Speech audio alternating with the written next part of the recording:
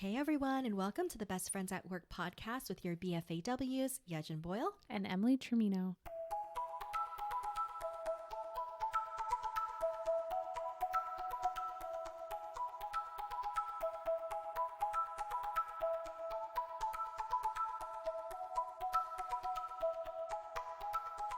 Hi guys, thanks for tuning back in. We are going to talk about books. We have a top 5 books. Top 10 total. 5 for you, 5 for me. Okay, good. So top 10 books, and we're just going to run through them, talk about why we like them. Hopefully this will give you guys some ideas of maybe new things to read, maybe something new to pick up. And then if you haven't been reading, maybe just encourage you to start reading. And I will preface this by saying you're not going to get a lot of variety from me. All thrillers. All Great, the way. me too. Good. Okay, so we're retitling list top 10 thrillers from 2020. So if you're into thrillers, this is the list for you. So my first one, it's called Lock Every Door by Riley Sager. I have that on my list too. Okay, this might be a top 5. More accurate number. But this is the one about the broke girl who's, I think she's like just out of college or she is in college, who takes up like a condo house sitting gig and weird stuff starts to happen in the building. And it's like, I remember it being like possibly maybe it's haunted, maybe it's something else going on. What do you think of it? I love the book. I thought it was so good and it was written at a really nice pace. And I like the fact that it made you think in one direction and then it was something else. Yeah, that was cool. And then there was even like a couple twists throughout that I wasn't expecting at all, because when there was like the revelation moment, then I thought like, oh, okay, they're gonna sum it up and then something else happens and I'm like, oh my gosh, that was actually a really fun read. But when I read the book, what I kept thinking was, I wish I had this job. Even with all the creepiness. I never thought that one time. Oh, you didn't? No. No personality. No, because I always think like if it's too good to be true, there's a reason. True. You know? But no, I liked it. Like it was like one of those books you just kept like, I wanted to read every chapter. Yeah. And the ending, like you know how sometimes a book ends and it's like, oh, I've seen that ending like in a different thriller or something. I've never heard an ending like that one. Right. Yeah, I don't know. It was crazy. The writing style wasn't necessarily super unique or stylized. It was very straightforward, but the storytelling overall was really good. And I liked how everything kind of tied together. And for some reason, I thought Riley Sager, the author, just from reading the book, like I never looked up the author or anything prior to that because I got the book from the Book of the Month Club. I thought it was written by a woman. And me too. Yeah. And Riley's actually a guy. I just saw that. He goes by the pen name. Yeah. It sounds like from what I was reading about him, he's a fairly new author. Oh. So a lot of these people start off as like columnists. Yeah. Or they work for like magazines or newspapers and then they go into fictional writing. Well, and my second book is called Home Before Dark, and that's also by Riley Sager. That one is about a daughter who loses her father, but has been given like a property in the will. But she remembers the property from when she was like a baby, like that was the house she came home to, and there was just weird things that had happened there, and they left the house. But she was always under the impression like her parents sold the property and it was gone. And when her dad dies, she gets the property back. But she's like a real estate agent / like fixer-upper person, so she goes in it's a really aspiring to be book. me. Yeah. So she goes in to like renovate the property with the idea of like she's gonna stay there while it's being renovated and fixed up, and then she's gonna sell it because you know the money, all the things. So she's like there and creepy things start to happen, and it's a really good ending and just storyline, but also written by him. And I was telling one of my girlfriends, Kimmy, I was like posting on Instagram like, oh my gosh, this book's so good or something, and she reached out to me. She's like, I love him too. So I don't know if he's like already making a name for himself. Oh, I'm sure. But yeah, like all the books that I've read by him are so good, and I can't wait for like his next novel. Isn't it so funny that women are super into true crime, thrillers, stories about serial killers, 2020 Dateline mysteries? Like, Seriously. I know. It's crazy. Those are the books I like to read. As long as it's not like super gory or anything. Right. If it's just like fun thriller and it like keeps you turning the pages. I love the puzzle, the mystery and the puzzle. Yes. And like the guessing of like you don't know what's going to happen, or like the little clues that you get throughout the book. Or, you know. And it stays exciting. My favorite book from last year, hands down, The Silent Patient. Oh yeah. That one. Did you read it? Yeah. You let me borrow that one. So good. The book opens up and it is about a new psychiatrist who's working at a mental institution, and he has a new patient. She hasn't spoken in years. She's silent, hence the name. And she was accused of, and I think tried for and convicted of killing her husband, and she has not spoken since. And so he is trying to solve the mystery about what happens. It is such a good read. I never use this word in real life, but the word that comes to me is riveting. It is absolutely riveting. It is so good. Just the storytelling. And a lot of times halfway through, you can tell what's going to happen in the book. Like even if the author does a really good job of hiding the mystery and unfolding it, you can figure it out halfway through or 2/3 into the book. I didn't know until the final pages where the author was revealing all the secrets. Or you have like some, or you're like, oh, okay, it's got to be one of these three people or something. Mm-hmm. That book, no idea. Me neither. The ending, incredible. Brilliant. Like the way it was, it's a great book. Mm-hmm. Awesome. So if you haven't read it, pick that up because you'll love it. Yeah. And I don't even remember the author of that book, but I should definitely read more from. I was going to say, we could Google it. Give credit where credit is due. By Alex Michael Idealis. Okay. That's who wrote it. And it's super good. So if you haven't read that. Alex, if you're listening, great job. Love that book. Hands down, my favorite of 2020. Yeah, that's like one you could buy for all your friends like for Christmas, and every single one of them is going to love it. Right. We passed it around so many times. Mm-hmm. My next one is called The Wife Upstairs by Rachel Hawken. And this one is about, a lot of these have broke girls or women in them. I don't know why, but she's like a runaway. She doesn't come from a lot of money. She like grew up in foster care. So she just kind of has like a sad story, but she starts working as a dog walker like in a fancy neighborhood where two wives had just like recently passed away. So every house like that she goes to, they kind of like, she hears about like the story, whether it's like through gossip or like dinner parties or different things, like she just hears about it. And she ends up meeting one of the spouses in like some weird random way. She ends up meeting and then starts to like date them, works for them, and then they kind of start having like a romantic relationship, and things kind of like spiral from there. And there's a lot of things like she starts to find out about the wives that were missing because they only could find one of the bodies of one of the wives. It's really good. Super good. Oh, interesting. So I would read that one too. I don't know if she's a new author, but I have never read a book from her. And I think there was listed like, you know how they list their books like in the beginning. She's only got like 2 or 3 others. But now that I read that one, it's like, I always want to read more if I like the author, you know? Oh, me too. If I find an author in a style, I really gravitate towards the writing style. It's pretty much always the same thing. There's a crime, there's a protagonist, and then the mystery unfolds. But it has to be like the right situation or setting for me. And like believable. Yeah. Like I hate those books where you read them and it's like, that would never happen. Right. Oh, what was the series that I just am so adamantly against? It's a billionaire who likes to do S&M and the woman falls in love with him. Lost. I don't know. They made it into movies. 50 Shades of Grey. Oh, yeah. That is just such an unrealistic storyline to me. And I hate when fiction I loved those books. You loved them?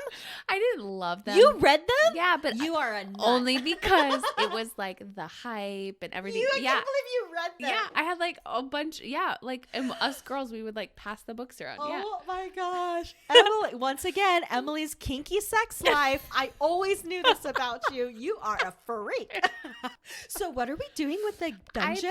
In the guest house? Like 90% of women have read it. And then they turned them into movies. They were such a hit. I know, but it's so unrealistic. And here's the thing. I'm not like super against like the bondage part of it. Like whatever. Everyone has their thing that they're into. I'm not into it. But maybe Emily, if that's your thing, that's okay. But my point is he is a sadist. Like if you were going to criminally profile or just profile this person who likes to hurt women in order to come, He is not going to be a healthy relationship partner. I'm just saying that. You can try to dismiss that. You can try to say, oh, you don't know anything. You don't even have your degree, Yeo Gin.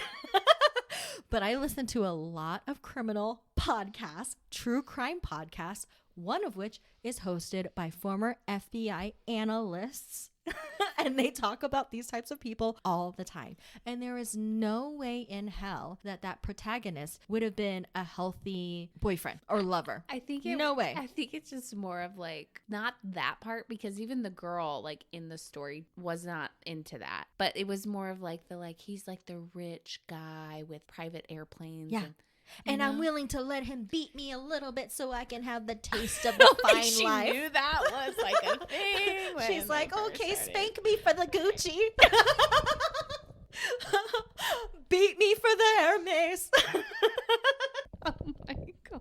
That would have been like the more realistic version. Yeah, like if that guy was poor, if that same story happened and that guy was poor, it would have been one call to the police. That's how the story would have ended. And then he got arrested. 2 chapters. That's it. Yeah. Well, he has handcuffs in his trailer. He whips girls in his trailer. So that's the only thing is like, I don't like that because then if it's unrealistic in the sense where it's like, it's just so much fantasy that like anything could happen. Like in my mind, even if you're writing fiction, like even in a world like Harry Potter, it still has to make sense within the rules of that world. Yeah, that makes sense. I get that. That's a good like point. Yeah. The magic has to work according to the magic of that world. And that guy wasn't like a leprechaun where this is the personality of a leprechaun is they like to beat women and they're perfectly fine lovers. Like this was normal civilization. He was a normal human and that's just not how humans operate. I get that. Yeah. It's like when they like romanticize serial killers, like he was going to kill and eat everyone except for her, his one true love. She changed his heart. Like that's just not realistic. And would kept her captive forever. Yeah, and he was like such a loving husband, except when he would kill and eat single women that he found on the streets. Like that was my only gripe. All right, so my next book is In a Dark, Dark Wood. Oh yeah, I like this one. And I didn't love it, but I liked it. I think I remember it was kind of slow in the beginning because a lot of it's like you're in the girl's mind. Like you're reading like a couple chapters, you're like in her mind of what she's thinking and doing. And I was like, oh my gosh, this girl needs to quit worrying about what everyone else thinks about her. You know what I mean? I'm like, quit being a little puta. Yeah. I'm like, stop that. See, and that's hard when you can't relate to the protagonist or you're just like not connecting with the main character. Yeah. It's hard to continue to go through because you're like, I just can't go on this journey with you. The story overall was interesting enough, or it hooked you in the beginning, the overall storyline where I just kept going with just it. Enough to, Mm-hmm. But it is good Yeah. overall. Who's So, the author of that one? I don't remember. No, But, okay, we'll look it up. but essentially, the story is about a group of girls that meet up in a cabin in the woods for a bachelorette party, and she's invited by someone that she hasn't seen since high school, and she was like hesitant about going, but another one of their longtime girlfriends is like, hey, if you go, I'll go. And then a murder happens in the woods, in the cabin. And is that also one that jumps timelines between present day and what happened that night? Yeah. So then you're trying to figure out like who died, who's the killer, and then how is this all going to resolve itself? Yeah. And that one is by Ruth Ware. Oh, yes. And I loved her. Really good author. Mm-hmm. Yeah. She's got a bunch of really, really good books. I do like her writing style. Didn't love all the characters in this book, but I do like Ware's writing style and storytelling style. I have other books from her that I'm going to be reading too. Good, because then I can borrow them because I like her too. Just like her overall. The next one that I have, it's called The Survivors, and I don't know who it's by because I'm reading it right now. I actually just started it. I think I'm only like 8 chapters in. So far, it's about a husband and wife, and they come to visit his parents, like, and they live in like this old kind of, not rundown, but it's like a small beach town, and they're there and a murder happens.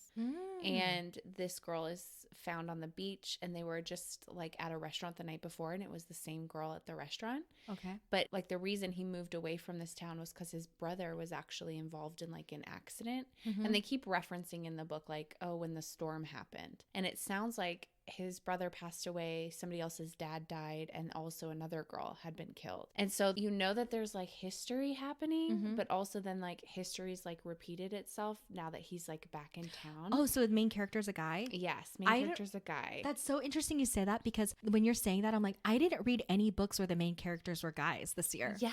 Isn't that funny? A lot more books. All of the thrillers were women. That's because women read more, yeah, like that type of stuff. And so it's more always geared towards women. But yeah, no, that would be, I'm curious too if that like impacts like the book price too, of like how much they price books for. Like, I don't know. But yeah, so it's been really good so far. I haven't finished it yet, but so far in, it's really good. It's one of those like you just want to keep reading. Like I brought it in the car the other day because Chris and I were running errands, and I just sat in the car and read because I wanted to read it. So yeah, it's really, really good so far. So I'll have to see how it ends. Who's the author of that? Jane Harper. So it's called The Survivors, and it's by Jane Harper. This is another one that I got as an early release from the book of the month. So this was my January pick, and I don't think the book actually comes out until March or something, maybe February. Oh, okay. But it's kind of cool. We'll see if you're a good predictor of what the audience likes. I'm going to check back and see if this book is a hit or not. All right. So the next book on my list is one that you bought me for my birthday. You, Corinne, and Kristen. Hey, girls. The Last House Guest. Did you read this one? I think so, yeah. It is so good. This is a story about a girl who, she was, I think, poor, or maybe she's not poor. They're all poor. None of them have any money. There's one rich girl, one rich person, one poor person. They meet, mystery happens, figure it out. That's like the premise for 50% of these books. Or poor person comes into a lot of money, mystery happens, figure it out.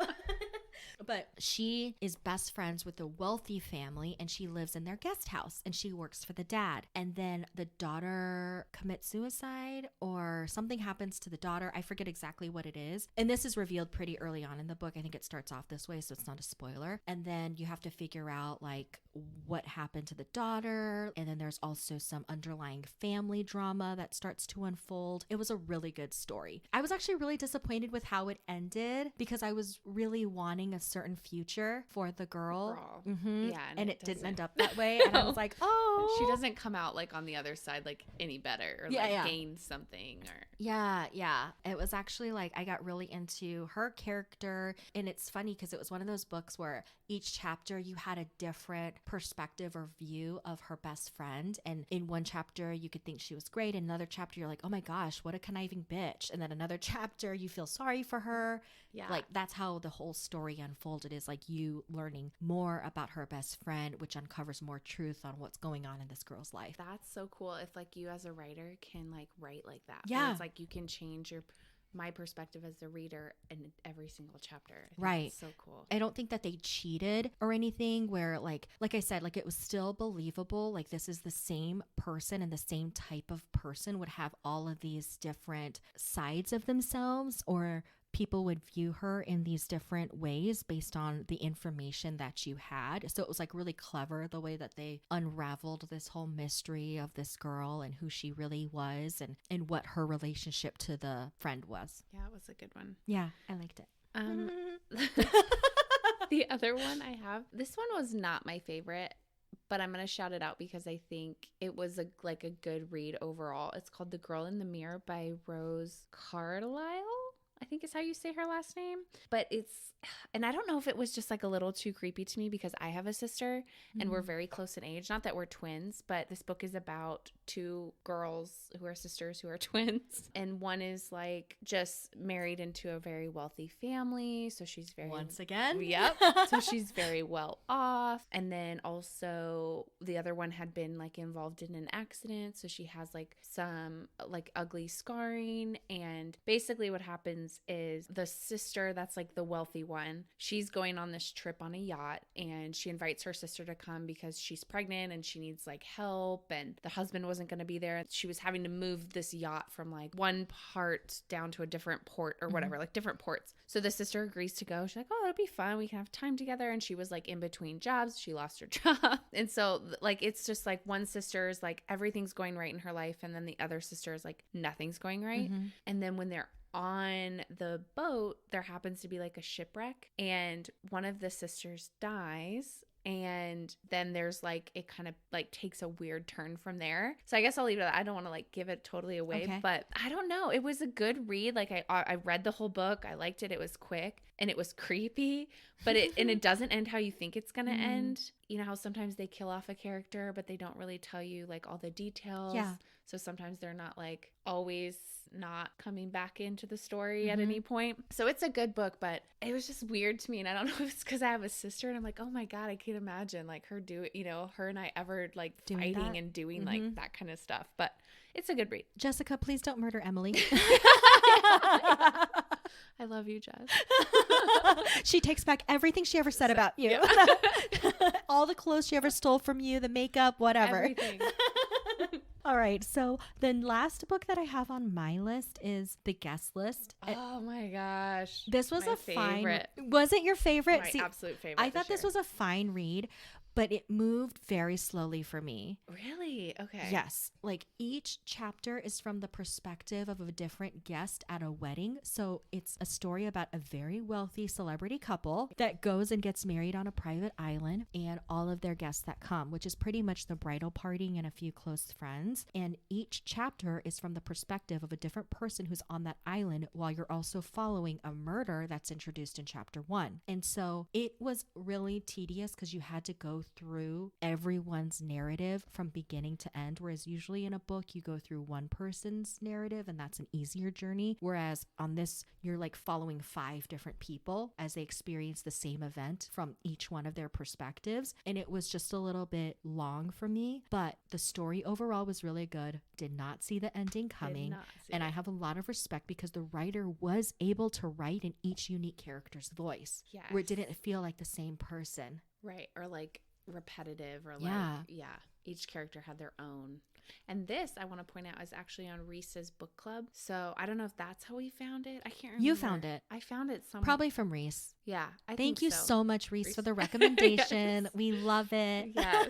So that's on her. And I know that's really popular for people that follow Reese's book club. She's got a lot of really good Reese Witherspoon, to be exact. Yes. Correction.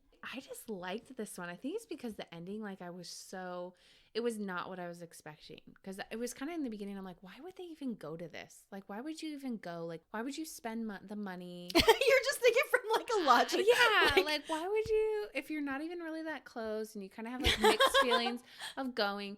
But I guess that's like life too, right? Like everyone kind of has their own relationship with people, and if they're getting married and different things, like, I don't know. I liked it. Yay or nay to destination wedding? I think they're like overly hyped, but I can also see like Chris and I had a really big wedding. So I can also see like just wanting to like get married, just the two of us somewhere. Like, you know what I mean? Do you invite other people? I say no.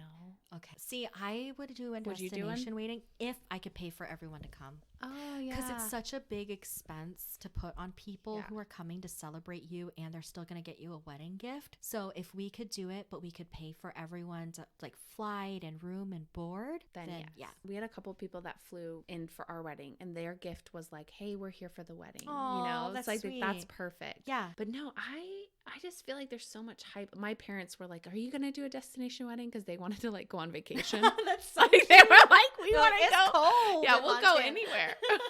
Like my mom was like, that would be fun. You know, you could do it in Hawaii. Oh, like, no, Mom.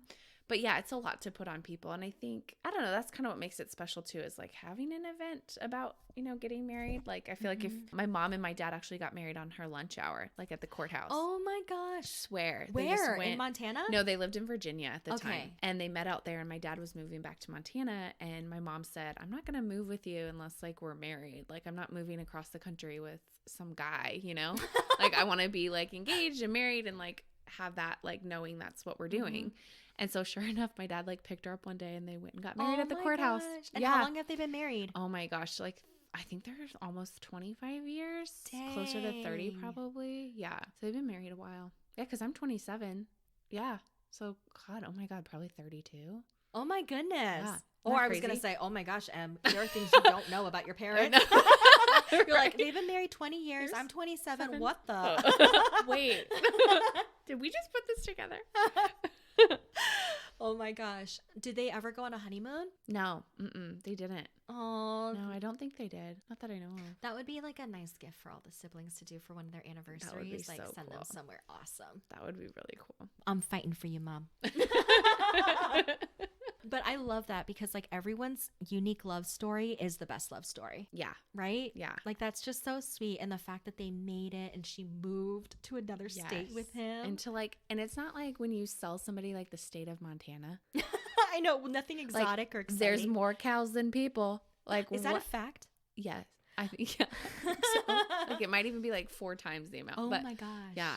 Like, it's not like she was moving to, it's not like my dad was like, I'm taking an uprise in New York or something, you know? Like, she was like. But then also less chance of her being murdered. Right. The fact that he's not a wealthy suitor trying to take her to his high rise and this fancy lifestyle. You got to go for the corn-fed. Very Yes. And that's how you know you're not going to get murdered or be involved in some sort of wild scandal. Or story or whatever. Everything we know about life, we learned from thrillers. I have been getting more into like thrillers because I used to never listen to like thriller podcasts either, but I've been more into that. Me too. I've always been into that type of stuff. If I was more serious about life when I was younger, I would have wanted to be like an FBI agent or a CIA and solve crimes. Except I probably would have had a boring desk job. But I've said this, I think like being a police officer or a firefighter, even though I don't think I could do it physically, I just love that concept of like your whole work is like around helping other people. Yes, like, right? There's never a dull moment, but it's super dangerous. And I just don't think, I don't know, as being a woman, I'd be able to do it. Because you know how like you have good days and bad days? I don't know. I guess guys do too, but I just don't think I could do it. Yeah, but you're more like hardwired for empathy and like, you know, just being more nurturing and emotional about things, and anything involving children, I'm out. Yeah. Like that kind of stuff. The people who have to like watch videos online of child abuse, I don't know how they do it. Yeah. That is just, to me, like if we could build AI to take over a job, that would be it. Yeah, that would be the one. Yeah, so that people don't have to have that in their brains. Like, but there is actually special training for those people so that they can watch all those hours of child abuse. And just like, totally disconnect from it. And there's a couple different thoughts. Like, I don't know if you've ever heard of Operation Underground Railroad. Oh, maybe I have. There's this guy named Tim Ballard, and he gets private donations to go and to work with governments to help save children out of trafficking. It's a great organization. I think that's where I heard it from, was they were doing like a fundraiser for it. Oh, and yeah. That's how I heard about it. Yeah. I've heard of more people donating money to that cause, and I want to look into it more just because like that's one of the things that actually like really connects with me. Like there's a lot of things that are going on in the world, but the human trafficking element, and especially when it comes to children, is the one that I feel most like connected to, maybe just because it's like the most relatable as a human being. Yeah. Any human being can relate to the fact of like not having freedom. Anyways, he was saying that when he first started out, he would disconnect himself from that, like have a different part of process that and then try to shove it out of his mind. He's like, but then when I became emotionally invested and allow it to affect me on a personal level, he's like, it was actually better because he was able to like fully process the whole event instead of like locking it down and suppressing it. But you have to like be willing to go through all of that. And I just know that I couldn't be on the front lines of it. Yeah, I know. And like sometimes I'm jealous of people that can do that because I'm like, gosh, they get to go to work and they get to make an impact every single day. And then some days, you know, not that I love our job, but some days like it's like I take meeting minutes and that's my whole day. And it's like, not that that's not valued, but it's like I'm not like out there saving I'm not a crime people. fighter. Yeah, I'm not out there like saving Superhero. people and hosing houses down and you know, like I don't know. Or like even like have you ever seen that show like Pit Bulls and Parolees? I've never seen it. It's about a dog rescue, and this lady started it and her whole family works for her, but they always hire parolees, people who have been arrested or in jail. Oh, I love that. Giving them a second chance. Yeah, so they have a second chance, and then also they get to work with animals. Oh, cool. So it's like they're building themselves back up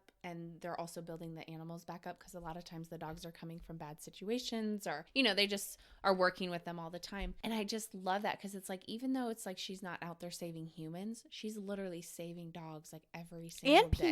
And people. And because a lot of those people don't get a second chance. Exactly. And so they get to like, you know, and then they're feeling valued too. And like, I just love the work that she does. And I'm like, that kind of stuff. Sometimes I'm like, oh, I wish we could do something like that where every day you're like impacting. Oh, yeah. Absolutely. That's why I was like, oh, I wish I had been like a CIA agent or an FBI agent. You go out there and you're stopping criminals and bad guys. But I know at the end of the day, it takes a whole village to run a community, and that is just not me. Yeah. Yep. We're the ones keeping the village intact while they're out fighting the crime. Right. And then we can all like celebrate together. Yeah, very behind the scenes. Yeah, we're behind the scenes. Safe. What would you do if like someone like pulled a gun on you? I don't know. Would you freak out? I think it depends. What if someone tried to kidnap you? I think it depends on where you're at. Like if you were like in a school and it was like you had other people like involved and like there was like multiple of you and like you could try to like take over the person, then maybe that would probably be the route I would go. But I wouldn't. Ooh, you're gonna fight. Yeah, like I wouldn't just like. I don't think I would just like stand there, really? or I would try to like. But if you were in a situation where like a shooter came into a building.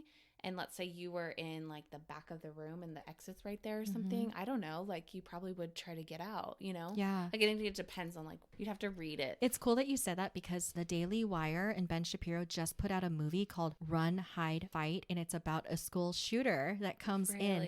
And it's a fiction movie, but it's the account of like how people respond to these types of high pressure, intense, dangerous situations. And then the guidelines are if a shooter ever comes into a situation like that, you are supposed to 1, run, 2, hide. If you can't do either of those, then fight. It actually looks like a good movie and they just had the world premiere, so I want to check it out. Yeah, interesting. When I worked at Home Goods, they prepped us for that was like one of the trainings. Yes. And like that's scary because it's like, oh my God, this has obviously happened so much that you have to have like a training on it. Like it was like sexual harassment and shootings. Like it was crazy. Oh my gosh. Yeah, it was so crazy. And like I think that's what they were saying. Like, if you can't get out, like, lock yourself in a room. And yeah, I'm just. All right. You are the one who goes out and fights. And then at the end, I'll come in and assess the scene. Great.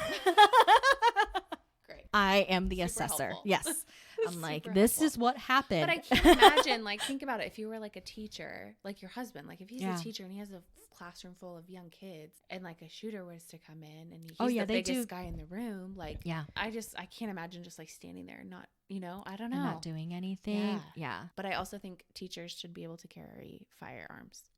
That's like one of my things. Like Chris has one like in his desk. They have so many cool like gun safes now. Like his is like it mounts to his desk underneath and it also has a lock code. So it's always locked up. But then if there was ever in a situation, he has access to it and is able to get to it. It's all about the personal responsibility and the personal safety of owning that weapon. And you can't take like the worst situations and the worst circumstances and apply that broad stroke over the entire population of gun owners. There are so many more safe and responsible gun owners out there than there are crazy people. Yeah. And Chris was showing me, because he knows I'm like kind of on that same, like I've never been comfortable really around guns. I've never, like been like, ooh, I should buy a gun. Like, I've never wanted one either, but I totally support people's rights to have them. Yeah. And like he showed me a video of one of the guys he follows. I think they're like in racing or NASCAR or something. And the reason he bought one was because they were traveling a lot. And a lot of times when you're traveling and you're driving across country or whatever, you're having to stop in places that aren't the nicest. It can be late at night. It can be all hours, early morning, whatever. And he was showing like this video and it's a couple, like the wife was with him for whatever they were traveling. And the two guys got out of a car and they were in like a parking lot. I don't know. It was like a Walmart or something. I don't know if they were sleeping there or what, but they got out of the car and they were like approaching the vehicle and both of them had guns. Wow. And the husband had a concealed weapon and they like came up to the wife and like you could tell like they had their guns drawn and like there was going to be a situation and the husband was able to just pull out his weapon and defend them. Wow. And it was like, and you can see it and it was so cool because now he's like a huge advocate for guns and also taking lessons and like being responsible. Yeah, being responsible. But yeah, they show like in that like advertisement or video or whatever it is for these, the classes or public safety, they show like the video of them in that night in the parking lot. Oh wow. The thoughts he's like of a model. Yeah, of like going through of like, what they went through and like that situation, like putting yourself in their shoes. You're like, oh my gosh, like thank goodness, I have friends whose families have owned guns for years and there's never been any type of incident, good or bad, but they're also really responsible with firearms because they were raised with them from such a young age. They understand the like necessary like protocols and responsibility that comes with owning a firearm. So if you ever see like those like redneck kids like in the South, It's like my whole high school, we like grew up, know how to shoot a shotgun at 12, but they're so responsible about it. Yeah. I swear, like we would go to high school and like all of our friends would have like guns in their cars. Like, oh yeah, we're going hunting later. Yeah, like crazy. I think that there is something just reassuring about the fact that if you train someone how to use something like a gun properly from a young age and you remove the stigma of fear and you show them that something is responsible, I don't know, I think it lessens the fear in myself about guns. Right. You only hear the stories when it goes wrong. Right? Then it becomes like, oh no, the guns are bad, guns kill, guns are terrible. But then like when you actually meet people who own guns and you see like that their families are responsible with them, their kids have been using them since they were young, and it's just part of their culture and lifestyle and nothing bad has ever happened, then for me, I'm like, oh, okay, well, I guess they're not that scary after all. Right. It's reassuring. Right. Well, and I'm just thankful because Chris carries a gun every single day. Like he has his one in his desk and then he also has one that he carries. Like they've gotten broken into actually a couple of different times in the end of 2020. And there was one time where the one guy came and they were cutting the fence and you can see them on the video cameras. And the guys are like, they have masks on, they have these giant pliers. Like who knows if they're armed or not armed. Yeah. But it was like literally like 45 minutes this was happening before Chris got to work. And it's like, had he got there and like not had a gun and they confronted that? Yes. So for me, it's like, oh, I just feel so much safer knowing that especially the area he goes to. Yeah. Yeah. Like you just don't know. Didn't know that was going to turn into guns, but you guys are welcome. We support the Second Amendment. Yes. Oh, there was a funny quote that I saw. I don't remember. I think Chris Rock said it. Or no, or was it Dave Chappelle? Something about the First Amendment is first for a reason, the freedom of speech. And then the Second Amendment is in case the first one doesn't work out. So funny. All right. Well, that's it for our book review. Do you have anything else to add? No, that's it. I hope you guys like some of our suggestions. Sorry, they're mostly thrillers, but also not sorry because I think that's a lot of what you guys read anyway. Yeah. You're welcome for giving it to you how you like it. Give the people what they want. Exactly. That's what we're all about here. All right. Well, thank you all for listening. If you want to continue to stay in touch with us until the next episode, please follow us on Instagram and message us at any time. Let us know your favorite book recommendation so that we have more reading material to get through to keep us company through the rest of this year. And then if you want to support us, head over to our Patreon account, look up Best Friends at Work podcast, and you'll find plenty of giving options there. Thank you so much for your support and for tuning in, and we will talk to you next time. Until then, bye. Bye, guys.